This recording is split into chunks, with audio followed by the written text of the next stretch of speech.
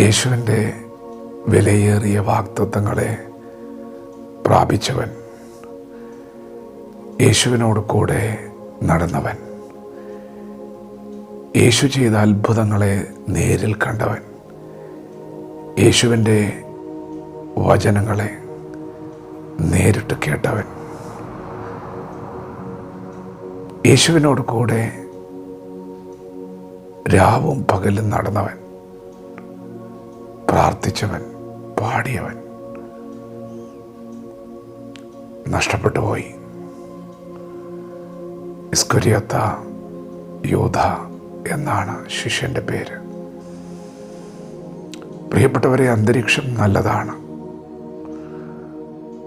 പാട്ടുണ്ട്, പ്രാർത്ഥനയുണ്ട്, സാന്നിധ്യമുണ്ട്, അത്ഭുതങ്ങളുണ്ട്, നിരന്തരമായിട്ടുണ്ട്. എന്നാൽ അതിനിടയിൽ ദ്രവ്യാഗ്രഹം സകലവിധ ദോഷത്തിന് മൂലകാരണമാണ് എന്ന് യേശു കൂടെ കൂടെ ആവർത്തിച്ചു. നിങ്ങളിൽ ഒരുത്തൻ എന്നെ ഒറ്റിക്കൊടുക്കും എന്ന് അവൻ കേൾക്കത്തക്കവണ്ണം പറഞ്ഞു. ഇങ്ങനെയൊക്കെ യേശു അവനെ തിരിച്ചു പിടിക്കാൻ തിരുവചനങ്ങൾ പറഞ്ഞിട്ടും അവന് ആ കെണിയിൽ നിന്ന് പുറത്തു വരാൻ കഴിഞ്ഞില്ല. അതത്ര വലിയ കെണിയായിരുന്നു, ദ്രവ്യാഗ്രഹം. പ്രിയപ്പെട്ടവരെ, യേശുവിനോട് കൂടെ നടക്കുന്ന അന്തരീക്ഷം മനോഹരമാണ്. പക്ഷേ ഇന്ന് പകൽ യേശു പറയുന്ന വാക്കിനോട് നിങ്ങൾ പ്രതികരിക്കണം. ദൈവം അരുതെന്ന് പറഞ്ഞാൽ അത് അരുതെന്നാണ്. അത് അരുതെന്ന് കൂടെ കൂടെ ആവർത്തിച്ചിട്ടു അതിനെ തള്ളിക്കളഞ്ഞ്, അതിനെ നിസ്സാരവൽക്കരിച്ച് പാട്ടുപാടി നടക്കാൻ പറ്റും, പ്രാർത്ഥിച്ചുകൊണ്ട് നടക്കാൻ പറ്റും. പക്ഷേ ചില നാളുകൾ കഴിഞ്ഞപ്പോൾ കണ്ടത് അവൻ സ്നേഹിച്ച പണം തന്നെ അവനെ ചതിക്കുന്നതാണ്. പ്രിയപ്പെട്ടവരെ, ദൈവം നമ്മുടെ ആദ്യവും അന്തവും അറിയുന്നവനാണ്.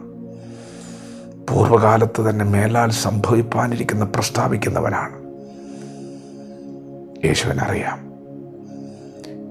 എന്താണ് നമ്മെ ചതിക്കാൻ പോകുന്നതെന്ന്.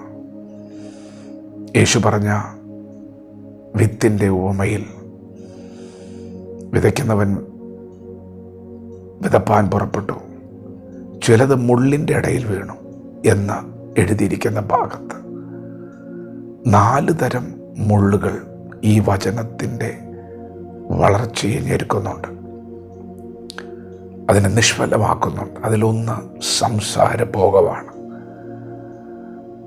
2 ഈ ലോകത്തിൻ്റെ ചിന്തകളാണ്.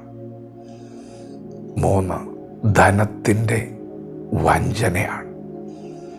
4 മോഹങ്ങളാണ്. പ്രിയപ്പെട്ടവരെ, ഈ 4 മുള്ളുകളാണ്. എന്ത് വില കൊടുത്തും ഇതിനെ ഉപേക്ഷിക്കണം, മാറ്റി നിർത്തണം. അല്ലെങ്കിൽ വലിയ നഷ്ടങ്ങളാണ് നമുക്ക് സംഭവിക്കാൻ പോകുന്നത്. ദൈവം നമുക്ക് ചില മുന്നറിയിപ്പുകൾ തരുന്നത്, നമ്മുടെ വഴിയാത്രയിൽ നാം കെണികളിൽ വീഴാതിരിപ്പാൻ, പട്ടുപോകാതിരിപ്പാൻ, നാം എല്ലാവരും നിത്യതയിൽ കാണണം എന്നുള്ള വലിയ ആഗ്രഹത്തോടെയാണ് യേശു ചിലതിനെ ഉപേക്ഷിക്കാൻ പറയുന്നത്.